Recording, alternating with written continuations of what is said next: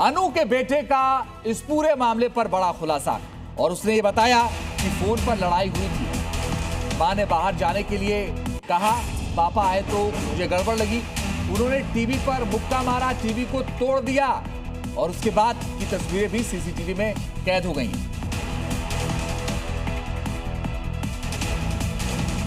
पता नहीं, ऐसे फोन पे कुछ बातें हुई थी कि लड़ाई थी, लेकिन मम्मा ने तो ऐसे बोला, मुझे बोल दिया था कि बाहर जाओ। जब वो आए थे ना, तब मुझे थोड़ा सा गड़बड़ लगी। जब मैं घर पे गया ना, तो उन्होंने टीवी पे ऐसे जोर से मुक्का मारा, फिर बाद में लड़ाई होने के बाद उसको टीवी को तोड़ दिया। ये टीवी टूटने के इंसिडेंट मम्मा ने मना कर रखा था कि, और बोलते थे कि ये बॉल से टूट गया। सबको ऐसे ही बोलते थे। मम्मा को भी मारते थे। मम्मा को भी ऐसे मारते थे। वो मानसिक, शारीरिक और पूरी तरह से टूट चुकी थी अपने पति के अत्याचारों से, मारपीट से। वो दारू का इतना आदी हो चुका था कि सुबह से ही दारू पीना शुरू करता था और अपने बच्चों को और अपनी पत्नी को बहुत परेशान करता था। अपने बच्चों के सामने उसने, आपने देखा होगा वीडियो में, कैसे किस तरीके से मार रहा है, मुंह पे थूक रहा है, लेकिन मेरी दीदी उसके हर सहन करती गई।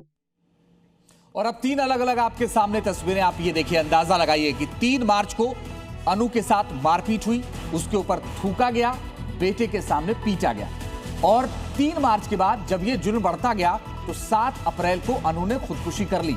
और उसके बाद आप देखिए, जो 23 मई है, 23 मई को ये सीसीटीवी सामने आ गया और जब सामने आया तो इस केस की हकीकत पता चली।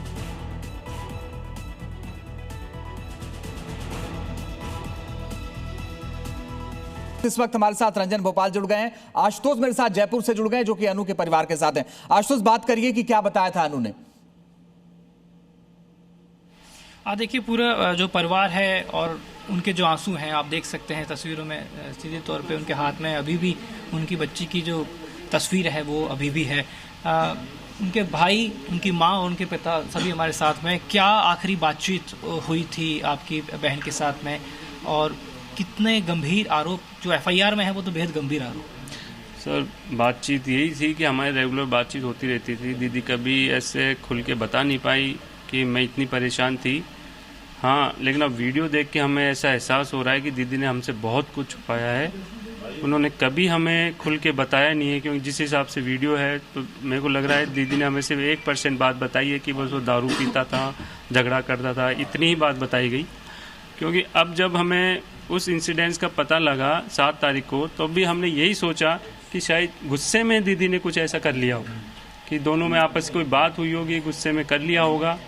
लेकिन हमें इतना दिक्कत थी दीदी को, ये सिर्फ हमें वीडियो को, जब माहिर ने बताया कि मामा एक बार वीडियो चेक करो, मम्मी के मोबाइल में वीडियो है, मम्मी सेव करती थी, तो हमने चेक किया, तब जाके हमें यकीन हुआ कि वो जानवर की तरह मेरी दीदी के साथ बिहेव कर रहा था। सर, माँ क्या कह रही हैं, माँ से जानने की कोशिश करते हैं। लगातार उनके जो आंसू हैं वो लगातार बह रहे हैं। पिता को आप देख सकते हैं हाथ में तस्वीर लिए, पिछले जब से घटनाक्रम हुए तब से ही वो लगातार इसी तरीके से उनके जो आंसू हैं बार बार आ रहे हैं, सामने आ रहे हैं। आप तो खुद पुलिस के अंदर हैं, अब आप किस तरह का न्याय चाहते हैं अपनी बेटी के लिए? न्याय यही है, पुलिस उसको जल्दी से अरेस्ट करे और उसको न्यायालय तक पहुँचाए, इससे सज़ा मिले, और यही चाहता हूँ। कभी शिकायत करी आपकी बेटी ने कि मैं परेशान हूँ, मारपीट करती थी, नॉर्मल करती थी, इतना कोई सीरियस मैं नहीं लिया। मुझको को बात नहीं चलता है, पति पत्नी में इतना मनमुटाव, कभी तकरार करके चलता रहता है। मुझको परिवार को तोड़ना, घर बिखेरना तो अच्छी बात नहीं है। तो इसी वजह से बच्ची को फिर खुल के कुछ बताया ही नहीं, तो मैंने इस पर कोई सीरियस कदम उठाया नहीं। अब बच्ची ज़्यादा ही गिर गई, ज़्यादा ही प्रताड़ित करने लगा है, ज़्यादा उसको मरने पर ही मजबूर कर दिया। जब कुछ तो भी मैं दाह संस्कार नॉर्मली, मेडिकल बोर्ड नहीं बैठाया, नॉर्मली पोस्टमार्टम करा के डेड बॉडी को सुपुर्द कर दिया। माँ भी हमारे साथ में मौजूद है, उनके आंसू रुक नहीं रहे हैं। उनकी इकलौती बेटी जिसको राजकुमारी की तरह पाला, और अभी आप किस तरह का न्याय आप चाहती हैं इस पूरे मामले में? मैं तो यही न्याय चाहती हूँ कि उनकी उम्र कैद दो और फांसी का फंदा दो, बस यही चाहती हूँ मैं तो, उसकी बड़ी से बड़ी सजा दो। जब मेरे शांति बैठेगी, अगर आपके भी बहन है तो मेरी सुनेंगे कि हाँ भाई सुने, मेरे आपकी बहन का दर्द हुआ होगा ना, जैसे आज मेरी बेटी का दर्द होगा आपके। मेरी बेटी के साथ बहुत अन्याय हुआ था, मेरे को ये नहीं पता था कि बेटी इस दुनिया से चली जाएगी। लड़ाई झगड़ा सबके होते हैं, पर ये बेटी ने मेरी ने कसाई था, वो कसाई है ना, मेरी बेटी को बस पहुंचा ही दिया उसने। तो ये भी नहीं सोचे इसके छोटे छोटे बच्चे हैं, ये क्या करेंगे। वो और अम्मी बच्चों को भी आज तक नहीं देखा कि भाई माँ मर गई, उनको बच्चे को तो देखें, कभी बच्चों की तरफ तो देखता ही नहीं था। जा इसको उस तेरी मारांड के पास छोड़ा, ऐसे मारांड कह के बोलता था, तो भी उसको बेटी को गुस्सा आता था। जब मैं बोलती थी अन्नू कोई बात ना खेले, तो तुम तो खुश हो ना। अरे मम्मी क्या खुश है, जिंदगी पार कर रहे हैं, क्या खुश है। फिर भी मैं बोलती थी कि अन्नू तू छोड़ के आ जा। रहे मम्मी छोड़ दूंगी तो समाज के पापा भी बोल देंगे समाज में होगा ऐसा होगा ऐसा होगा, तो फिर वो छोड़ के गुस्सा खा के आ जाती। अब नहीं जाऊंगी मम्मी, रोज रोज का काम है। आपको अफसोस है किसी बात का? आप दोनों को माँ बाप हैं, आप दोनों को किसी बात का अफसोस है कि काश हमने पहले इसको सोच लिया? मेरे बहुत पछताना है कि मैं सुबह 8 बजे फोन करी ना, जब मैं सोच रही कि फोन की जगह मैं मेरी बेटी के घर चली जाती तो आज ये दिन नहीं देखती। मैंने फोन करा था, वो मेरा फोन उठाई ही नहीं। मैं 8 बजे फोन करी सुबह, मेरा फोन उठाया नहीं। मैंने सोचा कोई नारी होगी या फिर वो तुम जी ड्यूटी जा रहे होंगे तो नहीं उठाई होगी। मेरे को तो 11 बजे पता चला, मम्मी नीरज ने फोन करा, मम्मी जल्दी पहुंचो दीदी के घर। मम्मी मैं सोची लड़ाई झगड़ा हो गया। अगर रास्ते में बहू ने फोन करा, गौतम जी अगर दीदी के कुछ हो गया तो आपको नहीं बख्शूंगी। अरे मैं तो गांव गया था, गांव से आ रहा हूँ। और मैं वहां जाके देखी तो गौतम जी उस बेटी के लग रहा था ऐसे फूंक देने के लिए, मुंह के मायना हवा देने के लिए। फिर उसके बाद में बता रहा है कि मेरे को वीडियो कॉल करी थी, मैं ऐसे बोला करके दिखा, और वो करके दिखा। वीडियो कॉल भी किया था क्योंकि आप पुलिस में हैं, आप उसको समझेंगे।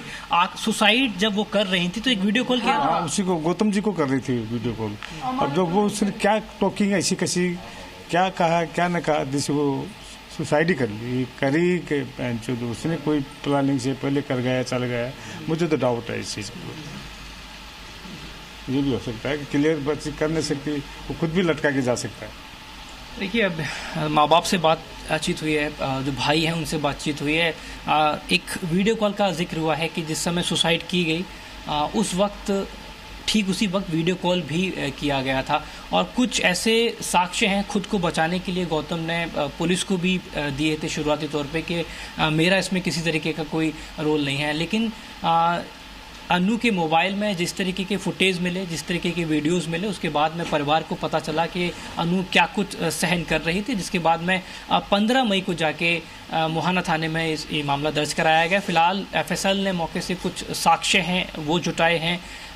अन्नू के परिवार जो हैं उनके जो बयान हैं वो दर्ज किए जा चुके हैं, लेकिन गौतम जो है वो अभी भी फरार बताया जा रहा है। चले आशुतोष बने रहिए, हम लौटेंगे आपके पास, लेकिन सीधे भोपाल का रुख कर रहे हैं। रंजन हमारे साथ लगातार बने हुए हैं और बड़ी बात यह है कि चाहे वो ट्विशा का मामला हो भोपाल का, या फिर दीपिका का मामला ग्रेटर नोएडा का हो, या फिर अनु का मामला जयपुर का हो, जी न्यूज लगातार बेटियों के इंसाफ के लिए, उनके न्याय के लिए लगातार मुहिम चला रहा है और लगातार ये हम खबरें उठा रहे हैं और सवाल पूछ रहे हैं कि आखिर ऐसी घटनाएं क्यों सामने आ रही हैं। रंजन मुझे एक चीज बताइए कि ट्विशा वाले मामले में अब क्या आगे होगा भोपाल में?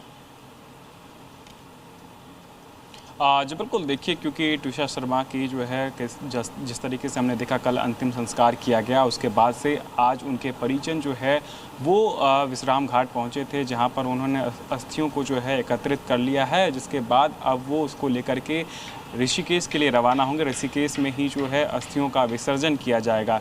लेकिन जिस तरीके से सुप्रीम कोर्ट ने मामले को संज्ञान में लिया और उसके बाद से सीधे तौर पर सीबीआई को निर्देश दिए कि जल्द ही जो है वो इस पूरे मामले को अपने हाथ में ले ले, तो सीबीआई की एंट्री जो है आज शाम तक भोपाल में हो सकती है और पूरा केस जो है सीबीआई अपने अंडर ले सकती है। क्योंकि इस पूरे मामले को लेकर के देखें तो अभी कई सारे सवाल जो है वो कहीं ना कहीं बने हुए हैं। ट्विशा की मौत किस तरीके से हुई, जो शरीर पर चोट के निशान थे थे वो किसने दिए थे, ये तमाम सारी चीज़ें जो है वो कहीं ना कहीं सीबीआई निकालने का काम करेगी, क्योंकि सीबीआई अब नए सिरे से इस पूरे मामले की जांच करेगी। दोनों पक्षों के तरफ से जो वकील है और जो परिजन है उनके भी बयान जो है सीबीआई के द्वारा दर्ज किए जाएंगे। इसके अलावा सीबीआई की टीम गिरिबाला सिंह के घर पर भी पहुंचेंगी जहां पर ये पूरा क्राइम सीन हुआ था, क्योंकि छत के टेरेस पर ही जो है ट्विशा। चलिए हम लौटते हैं आपके पास रंजन, क्योंकि अब से थोड़ी देर बाद जबलपुर हाई कोर्ट में गिरिबाला की जमानत पर सुनवाई भी है, तो देखते हैं, उस पर भी हमारी नजर होगी, अपडेट ये भी पहुंचाएंगे। और ग्रेटर नोएडा का रुख कर रहे हैं। अभी आपको थोड़े दिनों पहले ये खबर पता चली थी कि दीपिका के साथ भी ऐसी घटना हुई थी और दहेज के लिए मारने की बात सामने आई थी। उनके फादर हितेश नागर साहब हमारे साथ इस वक्त जुड़ गए। हितेश जी, अब तक क्या कार्रवाई हुई है इस पूरे मामले में? आपको लग रहा है कि न्याय मिल रहा है? सर, अभी जो है हमारे इसमें 7 लोगों के नाम एफआईआर दर्ज है, लेकिन 4 लोग जो है इसमें गिरफ्तार हुए हैं, 3 लोग अभी फरार हैं। पुलिस अपनी कार्रवाई कर रही है। रोज हमें आश्वासन दिया जा रहा है कि 1-2 दिन का समय दीजिए, हम इसमें जल्द से जल्द इनको तीनों को पकड़ेंगे और जेल भेजेंगे। कौन कौन से लोग फरार हैं इस मामले में? इसमें 2 ननंद फरार हैं और एक चाचा फरार है। जी, जब दीपिका ने आपको बताया था उस दौरान उसके सारे सबूत आपने पुलिस को सौंपे हैं, और क्या और सबूत पुलिस ने इकट्ठा किया इस दौरान आपको लगता है? इसमें हमने सारी चीज उन्हें बता दी है। जिस दिन हमारी बेटी की हत्या हुई थी उसके शरीर पे बहुत भारी चोट थी, 10 पोस्ट फोटो के मेरे पास फोन जो की हूं। चले सर, आपकी आवाज में थोड़ी सी दिक्कत आ रही है, तकनीकी वजह से आपकी आवाज पहुंच नहीं पा रही। फिलहाल शुक्रिया आपका इस हमसे बातचीत के लिए, और भोपाल से हमारे सहयोगी रंजन जुड़े रहे। आशुतोष, आप दोनों का बहुत शुक्रिया हमारे साथ जुड़ने के लिए, हमसे बात करने के लिए। लेकिन एक बार फिर से आपको बता दें कि हमारी ये मुहिम जारी रहेगी बेटियों को इंसाफ दिलाने की, और लगातार हम आपको अपडेट इस पर देते रहेंगे।